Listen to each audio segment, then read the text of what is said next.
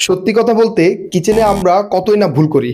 আসলে আমরা কাজের অভিজ্ঞতার আলোকে যদি বলতে চাই, আসলে আমরা যখন সাইটগুলোতে ভিজিট করি, আসলে অন্যান্য রুমগুলোতে যত ভুল বা যাই থাকুক না কেন, কিচেনে আসলে কম বেশি আসলে সংশোধন করা লাগেই।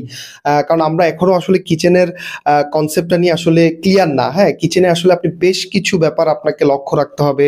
আপনাকে সিঙ্কের পজিশন, আপনার চুলার পজিশন, কিচেন হুডের পজিশন এবং কিচেন হুডের পাইপটা যে বের হবে সেই আউটার পজিশনগুলো, সেই সাথে যে স্ল্যাব হাইট, স্ল্যাব ডেপথ এবং আপনি কি অ্যালাইনমেন্টে করবেন, ওয়ার্ক ফ্লো, ড্রাই জোন বা ওয়েট জোন, বেশ কিছু টেকনিক্যাল টার্ম আছে।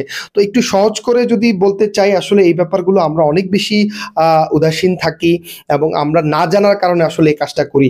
এই প্রজেক্টেতেই দেখেন না যে উনি আসলে মিডলে একটা স্ল্যাব দিয়ে দিয়েছে, সেল দিয়েছে, ঠিক আছে, ওকে ফাইন দিয়েছে, বাট আসলে যে মেজারমেন্টটা দিয়েছে সেটা যে কেউ আসলে কাজ করতে গেলে আসলে বাধা পাবে। হ্যাঁ, বাধা পাবে বা একটা সাফোকেশন লাগবে।